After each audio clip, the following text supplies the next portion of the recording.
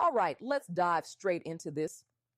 The CHNV program, now that stands for Cuba, Haiti, Nicaragua, and Venezuela, was launched under the Biden administration. And at its core, it was built on the premise of providing a legal pathway for migration.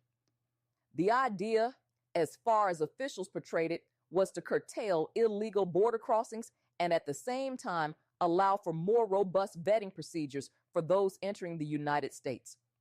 Essentially, it was supposed to be a win-win for both migrants and the system struggling to manage the influx. This program wasn't small scale either.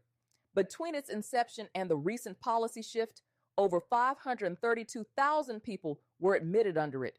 People from countries dealing with unimaginable crises like political instability, dire economic conditions, or even outright state collapse.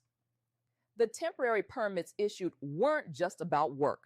They provided these individuals and their families a means of survival, giving them legal standing to find jobs and, for many, begin rebuilding their lives. Can you imagine the sheer scale of such an effort? But, not everything comes without controversy. Public opinions were and remain incredibly divisive. The Department of Homeland Security, for instance, voiced particularly sharp critiques, calling out what they perceived as glaring flaws. Among these were concerns that the program fostered competition for jobs, with some arguing that it placed undue strain on American workers, and some went even further, questioning whether fraud may have undermined the system altogether. Fraud, whether procedural or otherwise, is never good, of course. Yet I wonder, were those allegations impactful enough to justify the backlash this program's faced? So, here's where the story takes its sharpest and, frankly, its most alarming turn. The Trump administration's decision to terminate the CHNV program. Their argument? They claim the program not only placed an economic strain on resources, but also failed to fulfill its purpose of controlling migration effectively. And on paper, that might seem like a rationale grounded in governance, but digging deeper, you begin to notice cracks in that reasoning. Play this clip. A professional soccer player from Venezuela says he was deported and accused of being a gang member because of his tattoos. The lawyer says they're a tribute to his favorite soccer team, not gang tattoos. His aunt's message is to give these young men who were detained a chance to prove their innocence. And the Trump administration says that as soon as next month, they are revoking the legal status of more than 500,000 migrants from Cuba, Haiti, Nicaragua, and Venezuela. If they don't leave after losing their status, they could be targets for deportation. This decision essentially pulls the rug from under over 500,000 people. Individuals who came here because a legal pathway was promised to them.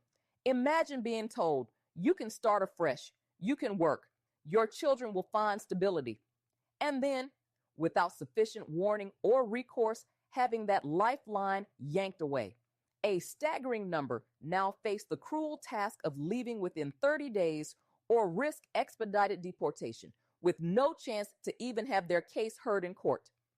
Do we really grasp what this means for families balanced on the edge of survival? Let's hear from the people living this nightmare. One Nicaraguan man who entered legally under this program shared his despair over losing his work permit, his only means of supporting his wife and newborn. He said something that struck me. I did everything the system required, played by the rules, and yet here I am, treated like I don't belong. And these stories are not isolated. What about the Cuban mother desperately scrambling to adjust her legal status before the clock runs out? Or the Haitian family sponsor who doesn't even know how to break the devastating news to those they brought here? And then there's the response, or should I say resistance, from immigration advocacy groups. Organizations like the Justice Action Center have filed challenges, calling this move reckless and claiming that it punishes those who followed every legal step. They argue, and rightly so, that stripping people of their livelihoods does more than destabilize families. It destabilizes communities already strained under systemic inequities. The humanitarian cost here is immense, chaos, and heartbreak on a scale that's hard to quantify. And honestly, What precedent does this set for the future?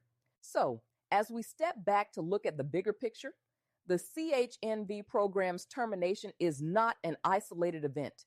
It sits within the broader framework of the Trump administration's aggressive immigration policies. And it's not just CHNV beneficiaries facing uncertainty now. Temporary protected status, or TPS, once granted to Haitians and Venezuelans for humanitarian reasons, has also seen its protections rolled back. Programs initially meant to shield vulnerable populations from crises in their home countries are now effectively being dismantled. Step by step, these policies erode the legal pathways that were honestly never easy to navigate in the first place. And, these decisions are not going unchallenged. Legal battles are already underway, brought forth by organizations fighting to protect these communities. But while the courts wrestle with these cases, the immediate humanitarian impact is still unfolding. Imagine families who've built lives here under protections they believed were secure, now scrambling to beat arbitrary deadlines. And it's not just logistical chaos. It's fear, uncertainty, and for many, a sense of betrayal. If the very system they trusted can turn its back on them so abruptly, then what message does it send? What really tugs at my heartstrings is hearing from those on the front lines, healthcare professionals, for instance, who witness firsthand how immigration upheavals ripple into public health.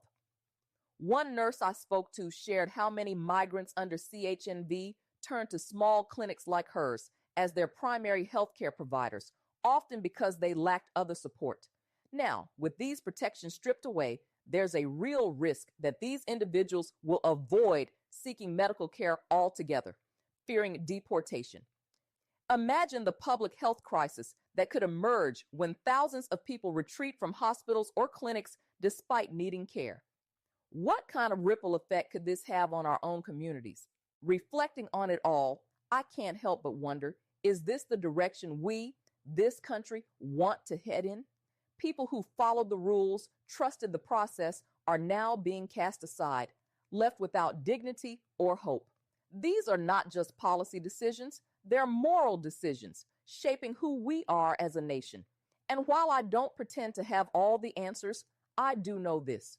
When we talk about immigration, we're also talking about the very essence of who gets to belong in this democracy we so proudly defend. And that, my friends, is an issue worth fighting for.